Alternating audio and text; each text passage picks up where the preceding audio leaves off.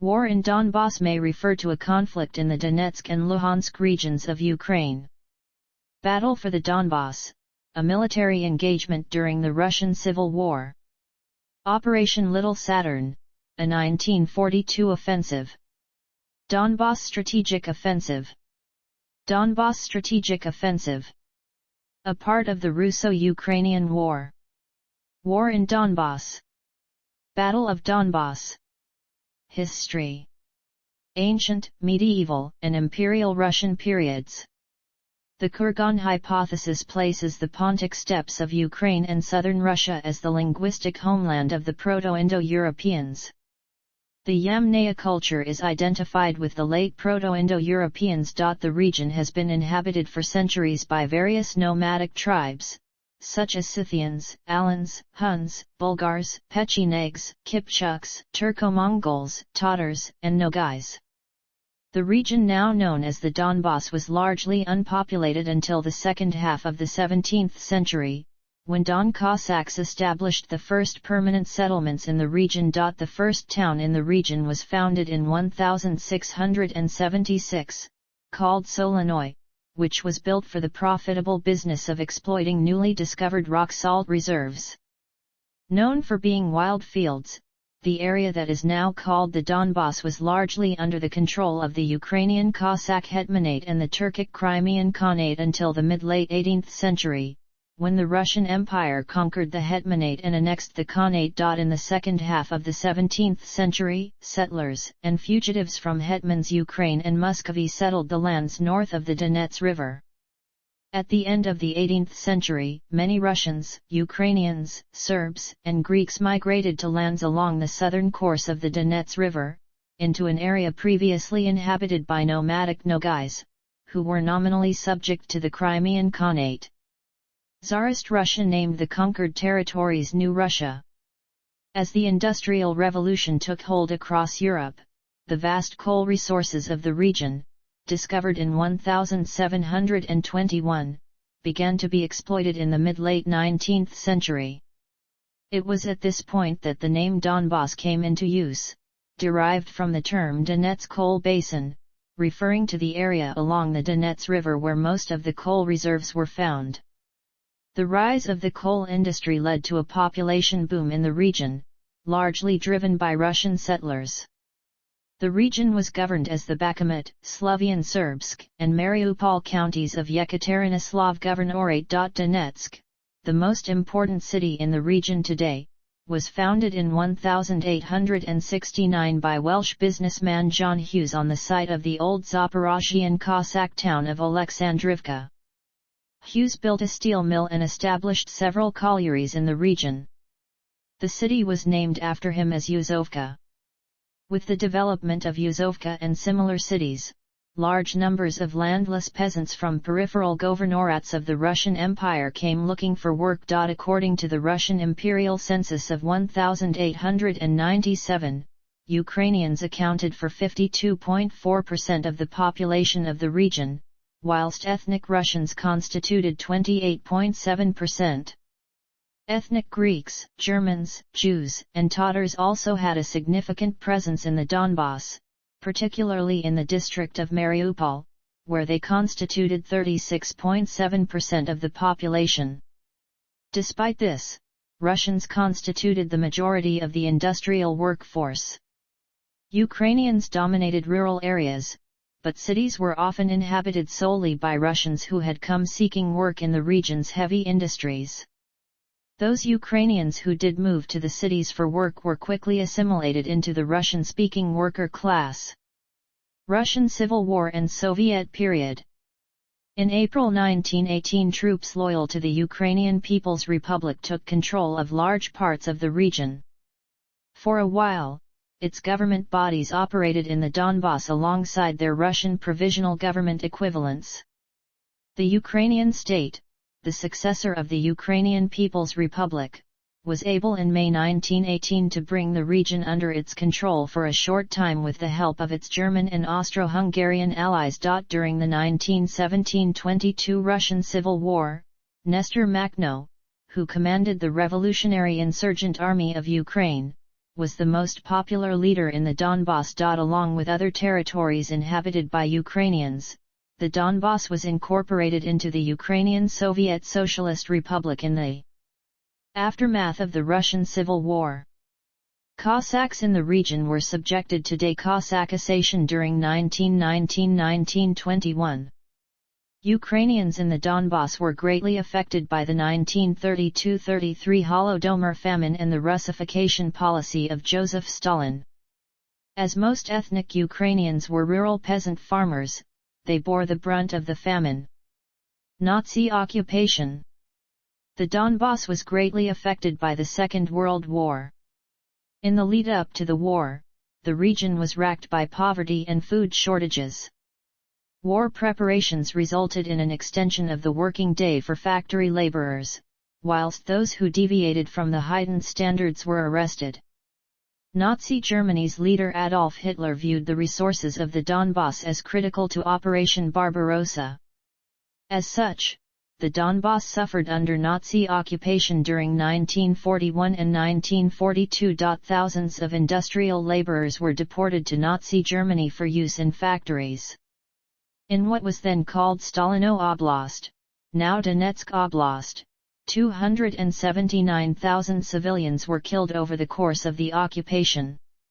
In Voroshilivgrad Oblast, now Luhansk Oblast, 45,649 were killed. In 1943 the Operation Little Saturn and Donbas strategic offensive by the Red Army resulted in the return of Donbas to Soviet control. The war had taken its toll, leaving the region both destroyed and depopulated. Soviet period. During the reconstruction of the Donbas after the end of the Second World War, large numbers of Russian workers arrived to repopulate the region, further altering the population balance. In 1926, 639,000 ethnic Russians resided in the Donbas. By 1959, the ethnic Russian population was 2.55 million. Russification was further advanced by the 1958–59 Soviet educational reforms, which led to the near elimination of all Ukrainian language schooling in the Donbas. By the time of the Soviet census of 1989, 45% of the population of the Donbas reported their ethnicity as Russian. In 1990, the Interfront of the Donbas was founded as a movement against Ukrainian independence. In independent Ukraine. In the 1991 referendum on Ukrainian independence, 83.9% of voters in Donetsk Oblast and 83.6% in Luhansk Oblast supported independence from the Soviet Union. Turnout was 76.7% in Donetsk Oblast and 80.7% in Luhansk Oblast. In October 1991, a Congress of Southeastern deputies from all levels of government took place in Donetsk, where delegates demanded federalization. The region's economy deteriorated severely in the ensuing years. By 1993, industrial production had collapsed, and average wages had fallen by 80% since 1990. The Donbas fell into crisis, with many accusing the new central government in Kyiv of mismanagement and neglect. Donbas coal miners went on strike in 1993, causing a conflict that was described by historian Louis Siegelbaum as a struggle between the Donbas region and the rest of the country. One strike leader said that Donbas people had voted for independence because they wanted power to be given to the localities, enterprises, cities, not because they wanted heavily centralized power moved from Moscow to Kyiv. This strike was followed by a 1994 consultative referendum on various constitutional questions in Donetsk and Luhansk oblasts, held concurrently with the first parliamentary elections in independent Ukraine. These questions included whether Russian should be declared an official language of Ukraine, whether Russian should be the language of administration in Donetsk and Luhansk oblasts, whether Ukraine should federalize, and whether Ukraine should have closer ties with the Commonwealth of Independent States. Close to 90% of voters voted in favor of these propositions. None of them were adopted. Ukraine remained a unitary state, Ukrainian was retained as the sole official language, and the Donbas gained no autonomy. Nevertheless, the Donbas strikers gained many economic concessions from Kyiv, allowing for an alleviation of the economic crisis in the region. Small strikes continued throughout the 1990s, though demands for autonomy faded. Some subsidies to Donbas heavy industries were eliminated, and many mines were closed by the Ukrainian government because of liberalizing reforms pushed for by the World Bank. Leonid Kuchma, who had won the 1994 presidential election with support from the Donbas and other areas in eastern Ukraine, was re-elected as President of Ukraine in 1999. President Kuchma gave economic aid to the Donbas, using development money to gain political support in the region. Power in the Donbas became concentrated in a regional political elite, known as oligarchs, during the early 2000s. Privatization of state industries led to rampant corruption. Regional historian Hiroaki Kuromiya described this elite as the Donbas clan, a group of people that controlled economic and political power in the region. Prominent members of the clan included Viktor Yanukovych and Rinat Akhmetov. A brief attempt at gaining autonomy by pro-Viktor Yanukovych politicians and officials was made in 2004 during the Orange Revolution. The so-called Southeast Ukrainian Autonomous Republic was intended to consist out of 9 southeastern regions of Ukraine. The project was initiated on November 26, 2004 by the Luhansk Oblast Council, and was discontinued the next month by the Donetsk Oblast Council. On November 28, 2004, in Severodonetsk, the so-called First All-Ukraine Congress of People's Deputies and Local Councils Deputies took place, organized by the supporters of Viktor Yanukovych. A total of 3,576 delegates from 16 oblasts of Ukraine, Crimea, and Sevastopol took part in the Congress, claiming to represent over 35 million citizens. Moscow Mayor Yuri Iluzhkov and an advisor from the Russian embassy were present in the presidium. There were calls for the appointment of Viktor Yanukovych as President of Ukraine or Prime Minister, for declaring of martial law in Ukraine, dissolution of the Verkhovna Rada, creation of self-defense forces, and for the creation of a federative southeastern state with its capital in Kharkiv. Donetsk Mayor Alexander Lukyanchenko, however, stated that no one wanted autonomy, but rather sought to stop the Orange Revolution demonstrations going on at the time in Kyiv and negotiate a compromise.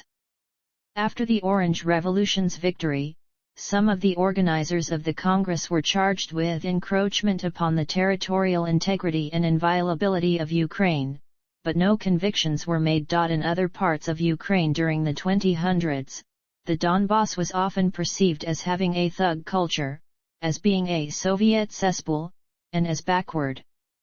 Writing in the Narodny Slovo newspaper in 2005, commentator Viktor Tikachenko said that the Donbas was home to fifth columns, and that speaking Ukrainian in the region was not safe for one's health and life.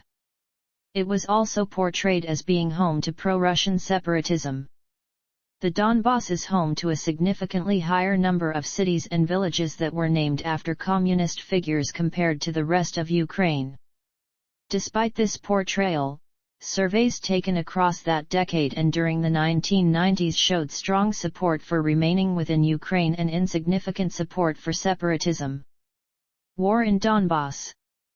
From the beginning of March 2014, demonstrations by pro-Russian and anti-government groups took place in the Donbas, as part of the aftermath of the Revolution of Dignity and the Euromaidan movement.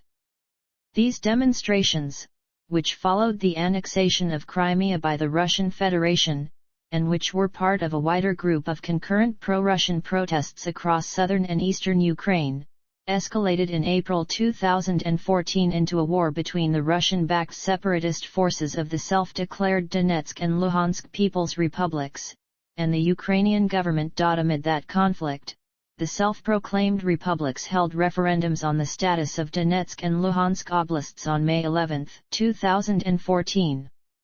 In the referendums, viewed as illegal by Ukraine and undemocratic by the international community. About 90% voted for the independence of the DPR and LPR. The initial protests in the Donbas were largely native expressions of discontent with the new Ukrainian government. Russian involvement at this stage was limited to its voicing of support for the demonstrations. The emergence of the separatists in Donetsk and Luhansk began as a small fringe group of the protesters, independent of Russian control. This unrest, however, only evolved into an armed conflict because of Russian military backing for what had been a marginal group as part of the Russo-Ukrainian War. The conflict was thus, in the words of historian Hiroaki Kuromiya, secretly engineered and cleverly camouflaged by outsiders. There was limited support for separatism in the Donbas before the outbreak of the war, and little evidence of support for an armed uprising. Russian claims that Russian speakers in the Donbas were being persecuted or even subjected to genocide by the Ukrainian government, forcing its hand to intervene, were false.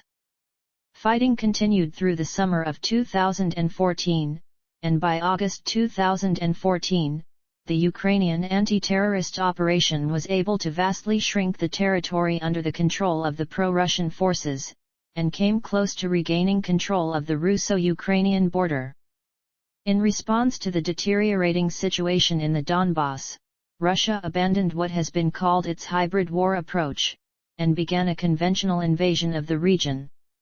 As a result of the Russian invasion, DPR and LPR insurgents regained much of the territory they had lost during the Ukrainian government's preceding military offensive. Only this Russian intervention prevented an immediate Ukrainian resolution to the conflict. This forced the Ukrainian side to seek the signing of a ceasefire agreement. Called the Minsk Protocol, this was signed on September 5, 2014. As this failed to stop the fighting, another agreement, called Minsk II, was signed on February 12, 2015. This agreement called for the eventual reintegration of the Donbas republics into Ukraine, with a level of autonomy. The aim of the Russian intervention in the Donbas was to establish pro-Russian governments that, upon reincorporation into Ukraine, would facilitate Russian interference in Ukrainian politics. The Minsk agreements were thus highly favorable to the Russian side, as their implementation would accomplish these goals. The conflict led to a vast exodus from the Donbas.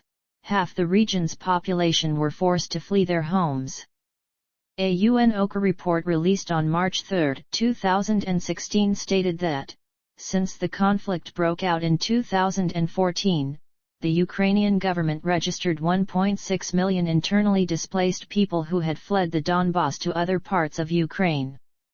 Over 1 million were said to have fled elsewhere, mostly to Russia. At the time of the report, 2.7 million people were said to continue to live in areas under DPR and LPR control, comprising about one-third of the Donbas. Despite the Minsk agreements, low-intensity fighting along the line of contact between Ukrainian government and Russian-controlled areas continued until 2022. Since the start of the conflict there have been 29 ceasefires, each intended to remain in force indefinitely, but none of them stopped the violence. This led the war to be referred to as a frozen conflict. On January 11, 2017, the Ukrainian government approved a plan to reintegrate the occupied part of the Donbas and its population into Ukraine. The plan would give Russian-backed political entities partial control of the electorate and has been described by Zerkalonetali as implanting a cancerous cell into Ukraine's body. This was never implemented, and was subject to public protest. A 2018 survey by Sociological Group Rating of Residents of the Ukrainian-controlled parts of the Donbas found that 82% of respondents believed there was no discrimination against Russian-speaking people in Ukraine.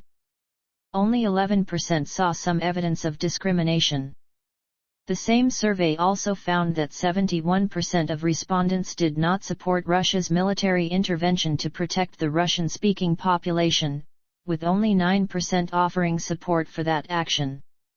Another survey by Rating, conducted in 2019, found that only 23% of those Ukrainians polled supported granting the Donbas autonomous status, whilst 34% supported a ceasefire and freezing the conflict, 23% supported military action to recover the occupied Donbas territories, and 6% supported separating these territories from Ukraine. Russian invasion of Ukraine. Russia officially recognized the independence of the Donetsk and Luhansk republics on February 21, 2022, effectively killing the Minsk agreements. Russia subsequently launched a new, full-scale invasion of Ukraine on February 24, 2022, which Russian President Vladimir Putin said was intended to protect the people of the Donbas from the abuse and genocide of the Ukrainian government. There is no evidence to support Putin's claims. The DPR and LPR joined Russia's operation. The separatists stated that an operation to capture the entirety of Donetsk Oblast and Luhansk Oblast had begun. Battle of Donbas. On April 18, 2022, the Battle of Donbas began. Demographics and politics. According to the 2001 census, ethnic Ukrainians form 58% of the population of Luhansk Oblast and 56.9% of Donetsk Oblast. Ethnic Russians form the largest minority, accounting for 39% and 38.2% of the two oblasts respectively. In the present day, the Donbas is a predominantly Russophone region. According to the 2001 census, Russian is the main language of 74.9% of residents in Donetsk Oblast and 68.8% in Luhansk Oblast. The proportion of native Russian speakers is higher than ethnic Russians because some ethnic Ukrainians and other nationalities also indicate Russian as their mother tongue. Residents of Russian origin are mainly concentrated in the larger urban centers. Russian became the main language and lingua franca in the course of industrialization, boosted by the immigration of many Russians, particularly from Kursk Oblast, to newly founded cities in the Donbas. A subject of continuing research controversies, and often denied in these two oblasts, is the extent of forced emigration and deaths during the Soviet period, which particularly affected rural Ukrainians during the Holodomor, which resulted as a consequence of early Soviet industrialization policies combined with 2 years of drought throughout southern Ukraine and the Volga region. Nearly all Ukrainian Jews either fled or were murdered in the Holocaust in Ukraine during the German occupation in World War II. The Donbas is about 6% Muslim according to the official censuses of 1926 and 2001. Prior to the Revolution of Dignity, the politics of the region were dominated by the pro-Russian Party of Regions, which gained about 50% of Donbas votes in the 2008 Ukrainian parliamentary election. Prominent members of that party, such as former Ukrainian President Viktor Yanukovych, were from the Donbas.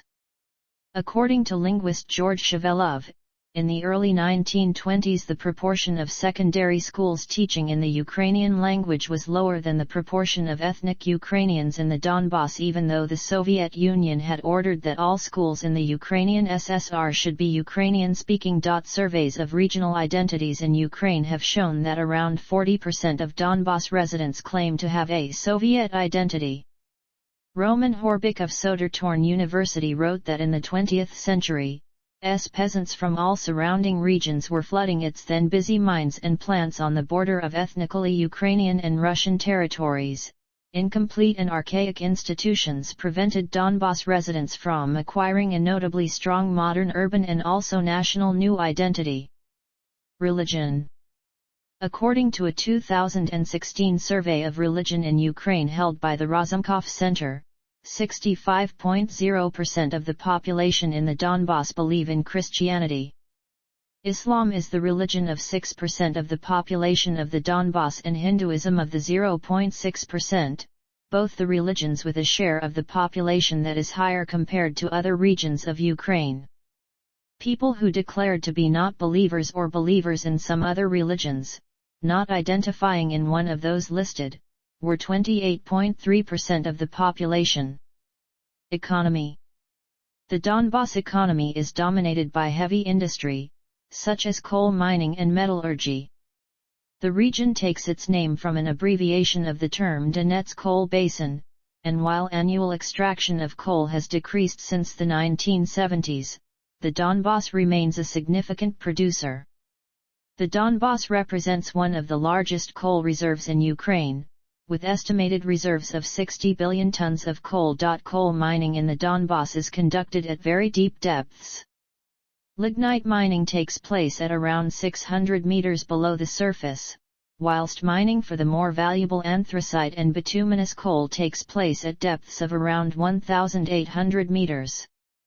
Prior to the start of the region's war in April 2014, Donetsk and Luhansk oblasts together produced about 30% of Ukraine's exports. Other industries in the Donetsk region include blast furnace and steel-making equipment, railway freight cars, metal-cutting machine tools, tunneling machines, agricultural harvesters and plowing systems, railway tracks, mining cars, electric locomotives, military vehicles, tractors and excavators.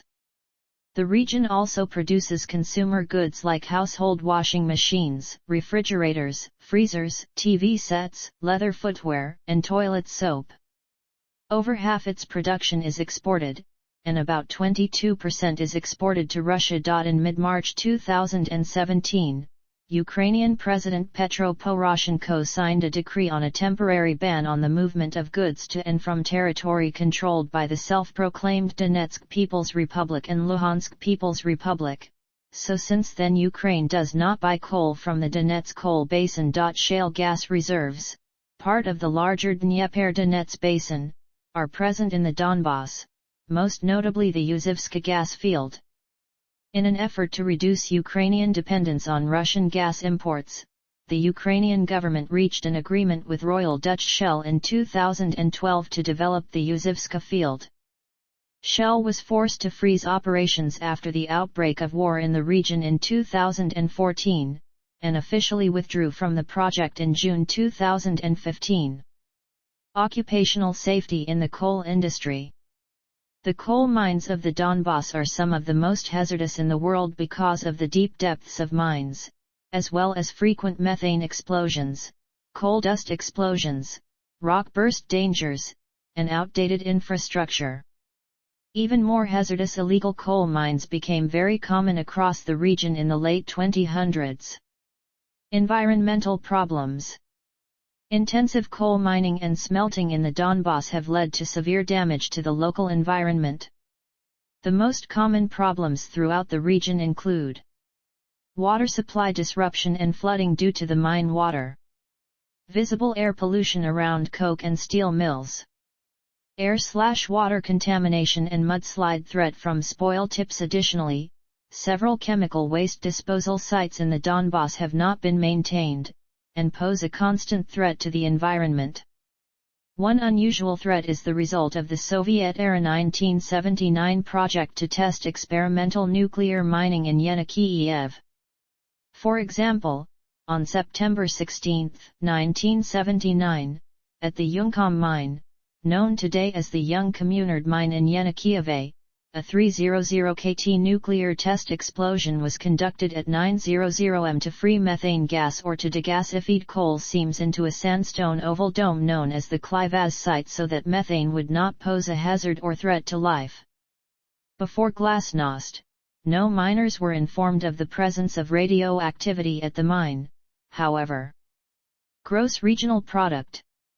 The gross regional product of Donbas was 250 billion in 2020. Donbas in 2020 generated around 6% of Ukraine GDP.